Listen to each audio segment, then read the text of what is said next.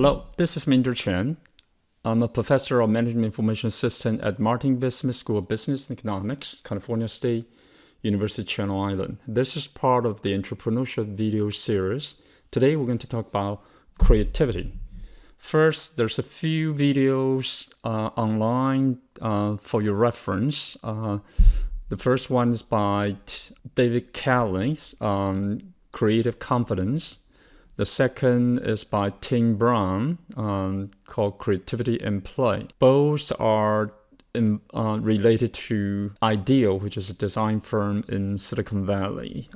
Tina Seeley, who is involved in Stanford's entrepreneurship program, has written a book called A Crash Course in Creativity, has a video on that subject, and a second video talking about from inspiration to implementation. The last one is about reigniting creativity in business. We mentioned that creativity, innovation, and entrepreneurship are three topics or subject areas that need to be integrated for us to create a successful startup business. And you need creativity in order to come up with some innovative product, service, process, or business model. And to start a business, in terms of entrepreneurship, they always started with an idea, and hopefully a creative idea, innovative idea who will lead to a successful product. Then you can form the team to build the company based on the product that you have come up with. So creativity is simply the production of novel and appropriate ideas in any aspect of human activity, in terms of science, art, education, or business, or everyday life. The idea must be novel, different from what has been done before, but they cannot be simply just bizarre, which means like nobody has done it before but has no value. They must be appropriate to the problem, to a problem in a society, or an opportunity that is presented in front of us. So we consider creativity is the first step in innovations, and innovation will be the successful implementation of those creative ideas. And in the startup class, which you can find here, they have a basic framework. It's kind of like four steps process. You start with some opportunity, which are really ideas based on users' needs or customers' needs, or based on some emerging technology or new processes. And the idea may lead to the development of product or service, or actually integration of product or service, or even broader ecosystems that encapsulate the product and systems, and some of the supporting product. Sometimes we call it whole product concept. And eventually you need a team, including engineer, marketer, certainly the founder, the CEO, and you would execute, which means run your business in terms of operation, marketing, sales, fundraising, and definitely product development. So the first step is still a great idea. That's where creativity may be very helpful. And great idea leads to great product leads to great company. Some people argue that ideas are cheap. Henry Ford said that I invented nothing new. Basically, Ford's Model T is simply just assemble a lot of existing technology at that time. And if you take it apart, each of the Model T's component may exist before Henry Ford. So basically, Henry Ford claimed that the progress happened when all the factors that make for it are ready. And however, the creativity can, in terms of assemble a whole new product based on some of the existing innovation and component. So we believe that creativity is the quality or ability to create or invent something original, something new, and something novel. Thomas Edison, one of the greatest inventor in the last century, claimed that genius is 1% inspiration and 99% perspiration, which means a lot of hard work is required for creativity. We often thought that creativity is something born. Someone's just a genius, come up with a creative idea. But actually, if you know the right methodology and technique, you can be a creative person. And actually, like David Kelly or Tom Kelly, they believe that we are all born very creative. A lot of our creative nature has been suppressed through our formal education. And creativity is about coming up with big idea. Innovation is about executing the idea, converting the idea into successful business. So we can say that innovation is apply creativity, take creativity to another step. John Locke stated that new opinions are always suspected and usually opposed without any other reason but because they're not already common. And this is something we need to deal with if you want to foster or nurture creativity or innovation in your organization. But let's first look at this simple formula. Innovation is equal to creativity plus execution. Execution here, sometimes people use different terms: value, commercialization, or implementation instead of execution. So innovation equal to creativity plus implementation or plus value, which creating something that's valuable to some user customer. And creativity, innovation is associated with imagination, and sometimes we do need a vision driving all of this.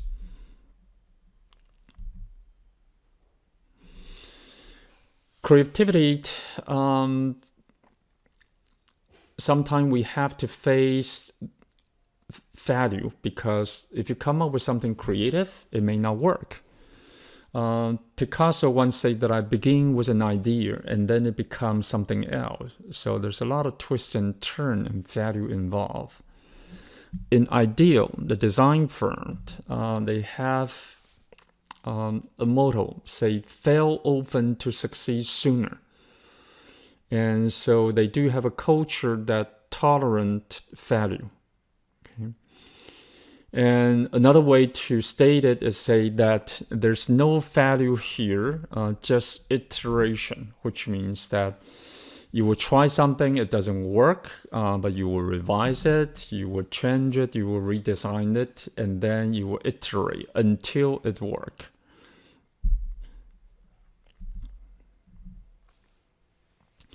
Because of the chance of failure are pretty high in any startup company when you come up with a new idea, or even for well-established firms that want to do something new. Therefore, we do need to have an organizational culture that tolerates crazy ideas. In the book titled The Rise of Creative Class, Richard Florida, the authors who studied regional economic development, stated that to foster creative culture in a region, we believe that even for an organization, this is also true. We do need talent, okay? the human capital. We do need to have technology, emerging technology. And the third component is more subtle and often ignored is the cultural aspect, which is tolerance. Tolerance means that we do have a culture of inclusiveness. And from the regional economic development perspective, we need the fourth T. This is 3T, okay? Remember the 3T. Talents, technology, and tolerance. The fourth T is territory asset, which means that a diversified cultures, healthcare system, educational systems, entertainment, and etc. In a particular region. Therefore, you can attract those talent, and those territorial assets also part of it embrace diversity and the craziness sometimes we found in creative class. So do remember what are the 3 T's. If you could, you should go and download this circle test PDF file and try it out this on your own before you continue with this video series. Okay, basically you're given 30 circles, and then in 1 minute, okay, in 60 seconds, you are asked to actually use the circle to draw something. Okay, as example, you can say, okay, this is a face. Okay, or you can say, oh, this is a watch. Okay, as an example. Okay, I should say no more. You should try to do as many as you can in 60 seconds to see what you can come up with before you continue. So go and download this, or just grab a piece of paper and draw 30 a circle like this, and then get started. Okay, we'll continue. So once you complete it, we can actually use this circle test. And by the way, the circle test is called Torrance test. It's Professor Torrance who created the test many years ago. And we can measure your creation, and in return, we can measure your individual's creativity based on the following 4 criteria. And so do remember this 4 criteria that we use in measuring creativity. The first is fluency, which means that how many circles you completed if we use that circle test. And certainly creativity is more than that circle test. So fluency, so how quickly you can come up with a lot of ideas. Flexibility, how many types of different type and category of response that you can come up with. For instance, if you drove 30 clock pointing to different time, you're very fluent, but there's no flexibility. You have only just a single category of creation. Originality can be hard to measure. That usually is so-called unusual response, which is something that we haven't seen it before. This you need a little experience, like we've done this many times, and then hey, someone come up with something we've never seen it before, and that's called originality. You do need to have, if you need to grade the circle test, then you need to have some large enough sample to know whether something is original or not. Elaboration just means the detail of the response, and someone may draw a very, very detailed drawing. And and can describe their idea in very detailed fashion, and that's called elaboration. So once again, remember this measuring 4 criteria that we use in measuring creativity: fluency, flexibility, originality, and elaboration. So let's just look at some of the creation by 5 individuals. Okay, Anna, what do you think of Anna and Benji, Carol, Darlene, and Eric? Okay, we will use fluency and flexibility, originality, and elaboration to kind of measure the creativity of this 5 individuals. Okay, think about it, and I'll give you the answer now. You can stop the video if you wish. Anna is very fluent and has created the most 5 circles than anybody else. Okay, but just fluent, nothing else, because it's all smiling face basically. Well, it's all faces, smiling, sad face, whatever. Okay, Benji has quite a bit of variety. Okay, flexibility, as we call it, which is really variety. In this case, there's a face, there's a wheel, there's bowling ball. So there's 3 categories. If we look at Carol, Carol has 2 categories. Okay, and 2 type of wheel, 2 wheel, but it's the same. It's all wheel category, and then a ball, basketball, for instance. So it's a little bit. So it has some flexibility and some fluency, if we may say that. Darlene has 2 categories, bomb and balloon. Okay, not very fluent, only 2 circles being completed. And Eric, if you look at Eric, in terms of flexibility, it's not very flexible. It's a single category. And in terms of quantity, which means fluency, it's okay. It has 3. And however, Eric is very elaborate in terms of the drawing of the face, by comparing to Anna. So Eric scored very high in elaboration. So this kind of gives you an idea about how to kind of use the circle test to measure people's creativity.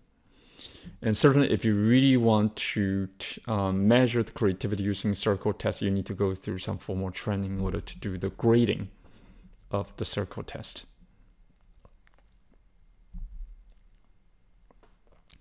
So this is kind of the verdict and the judgment of the creativity of this 5 individuals. And you can take a look. You can stop the video and take a look. I pretty much cover it. And this is just another example that someone is thinking out of the box and use pretty much all 30 circles to create a single pictures. So it's very original in a sense, in my opinion, at least. And next, let's talk about kind of what's the secret formula for creativity. Okay, we're going to pose this question to you, which is, what makes the soup so good? Okay, if you want to cook soup, how can you cook a really delicious soup? So think about it, and think about your answer. I'll give you just a few seconds.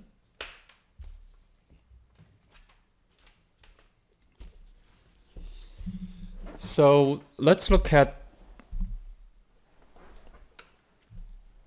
the picture here. To make a soup really good, first you need to have the right ingredients. You need to have the right temperatures, cooking temperatures, okay? And you need to know when to put what in first or second, etc. And what kind of spice, salt, pepper that need to be put in as well. And sometimes even the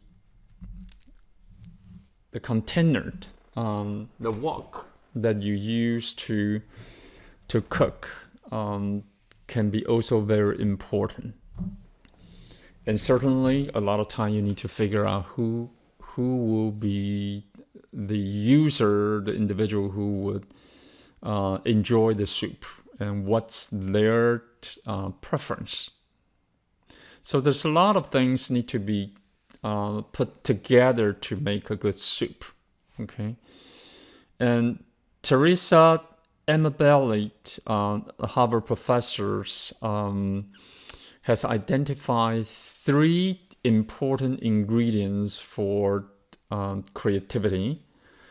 And the first is the creative thinking and working skill, okay? Creative problem-solving skill. The second is domain skill.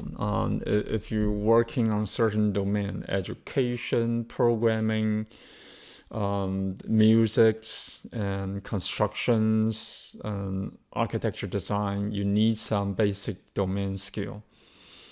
And the third is intrinsic motivation, not just motivation, but intrinsic motivations. We'll explain that later. So intrinsic motivation is the motivation to work on something because it is interesting, involving, exciting, satisfying, and personally challenging. Okay. And on the contrary, the so-called extrinsic motivation is related to expected evaluation, surveillance, competition with peer, dictates from superiors, or the promise of reward, monetary reward. Okay, do this, come up with something great, and we'll give you big reward. And intrinsic motivation is just the creative work itself is intrinsically self-rewarding. Okay, so there's Amabelli's research showed that there's abundant evidence that people will be most creative when they are primarily intrinsically motivated rather than extrinsically motivated. So keep that in mind. So once again, the 3 components, just using the terminology slightly different. One is creative thinking skill. The second is the expertise or domain skill, which can be technical, procedure, intellectual knowledge. The creative thinking skill may involve how flexibly and imaginatively people approach the problem. And usually they need to have an attitude of upend the status quo, and also need to have the personality that they persevere through dry spells. And sometimes they will go into an incubation period to kind of nurture the creative idea until it's ready to come out. Third element, intrinsic motivations, which require passions and people's interest in the creative work itself. And manager can influence this component, particularly the motivational part, through workplace practice and conditions. You can refer to Teresa Machiavelli's Harvard Business Review article called How to Kill Activity. So please don't kill creativity. Actually, this should be creative. How to kill creativity.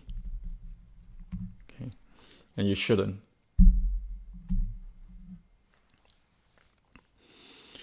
And so the then author has another article from California Management Review and on creative thinking.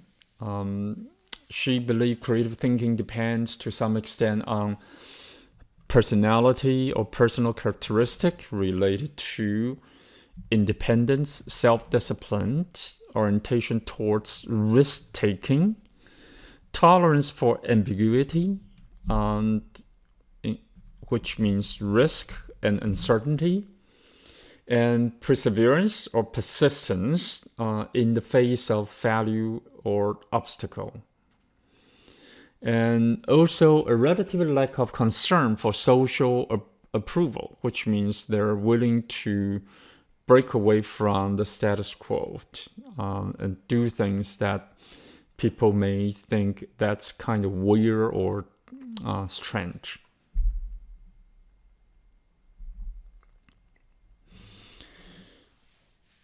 And Walter Isaacson's, who is the biographer for Steve Jobs, has studied a lot of innovative people and believe that Americans' advantage is really based on a lot of creative, imaginative people who know how to stand at the intersection of the humanity and the science. And that is the true formula for true innovation. So it's the intersection or integration of art or science, humanity or science, or art and technology. And that's the true formula.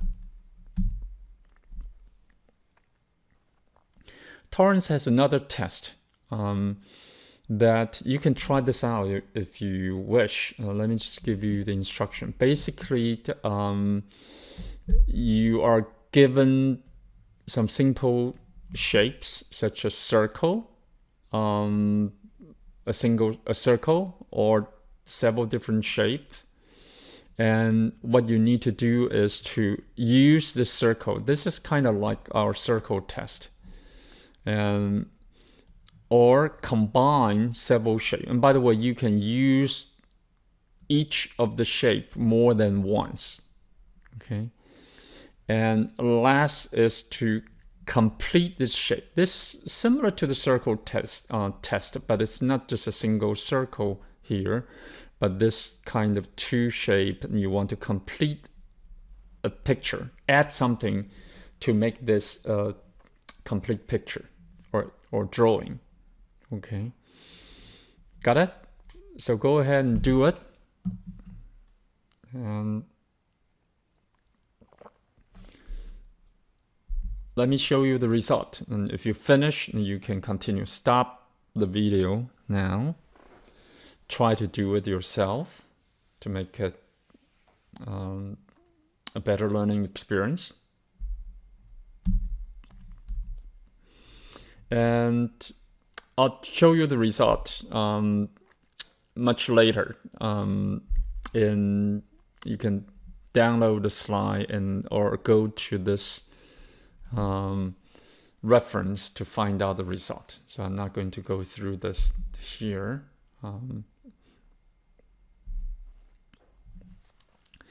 So creativity, if we think about creativity, I believe that first you need to have curiosity.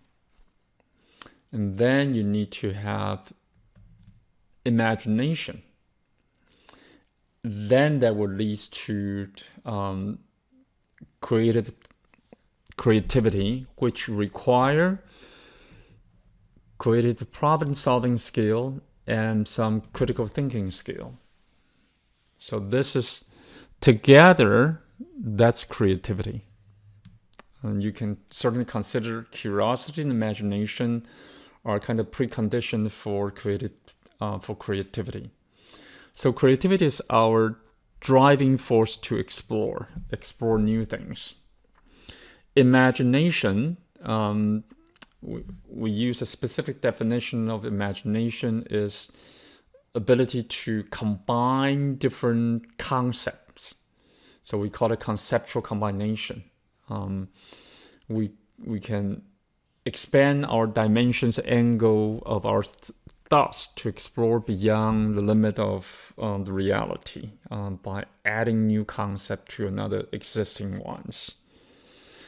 Creative thinking forces us challenge the existing assumption, knowledge, or orthodoxies to look for new and different answers. And last, we can use creative problem-solving skill, which involve process and technique. We're going to explain this later, to generate great ideas and solutions. Einstein once said that imagination is more important than knowledge. Knowledge is limited. Imagination encircles the world. So creativity is undermined intentionally every day in our work environment or in our school that are established for entirely good reason to maximize business imperative such as coordination, productivity, and control or efficiency. And the short-term performance measured sometimes is another killer of creativity. And we often say the following sentence. See whether you can complete the sentence. And which is necessity is the mother of invention. Difficulty situation often inspire ingenious solutions. Another way to complete the sentence is, I sometimes argue, is the laziness is the mother of an invention. Because we're lazy, we invent something that can save us time and effort. Teresa Amabile's research has identified 6 general categories of managerial practice that affect creativity. So if you're thinking about creativity in an organizational setting, you need to pay attention to this 6 kind of practice category. One is challenge. Give your employees something challenge. That's very challenging. Give them the freedom to explore different ideas. Provide them with resources that allow them to explore. And have people working in work group, in teams, such that they will collaborate. And the supervisor should provide encouragement with some limited and supervising, and also provide organizational support when it's needed. So creative person has the so-called growth mindset, and not so creative person has so-called fixed mindset. And we can compare the 2 type of mindset here. Let's look at the growth mindset. Growth mindset, people say, I can learn anything I want to. And when I'm frustrated, I persevere. I want to challenge myself and sometimes challenge others. When I fail, I learn. You learn from your failure. Tell me, I'll try hard. Tell me what to do, I'll try harder. If you succeed, I'm inspired, which means that inspired by other people's success. My effort and attitude determine everything. And this is so-called fixed mindset. And you can stop the video and read it on your own, or go to the article that describe this two type of mindset. And we do believe that through education we can basically recover people's growth mindset. We do believe people do have the so-called growth mindset, but it may somehow reduced to the fixed mindset through schooling or some other experience. Last not the least, this is from a book called Cracking Creativity, which kind of summarizes a lot of issue we discuss in these lectures.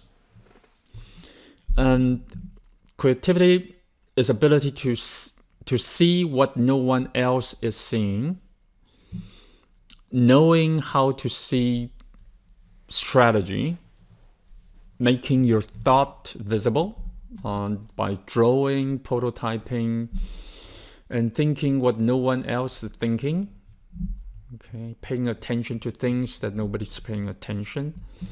Can think fluently. Remember that one of the measurement of creativity is fluency.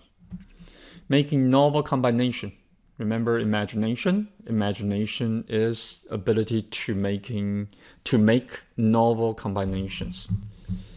And connecting the unconnected, or we sometimes call connecting the dots. That's associative thinking ability, which is also very important in innovation or creativity. And looking at the other side, the opposite side, to be able to think not just the yin, but also the yang, the yin-yang, both aspect. Okay. Look in other words or industry. Look at in other industry or company, do some kind of benchmarking. You can borrow ideas from them. Finding what you're not looking for. Okay. Sometimes something is so obvious we forgot to pay attention to it, but that may be just the kind of thing that will give us new ideas. And awakening the collaborative spirit, which will encourage us to work with other people, and together we have that kind of creative spirits and collaborative cultures, which allowed us to bring multidisciplinary approach and multiple perspective in our creative problem-solving process. Okay, that's all. And so I'll see you next time. Next time we're going to discuss design thinking, a very important topic, which is really a continuation of this creativity subject that we just covered. Thank you. Bye-bye.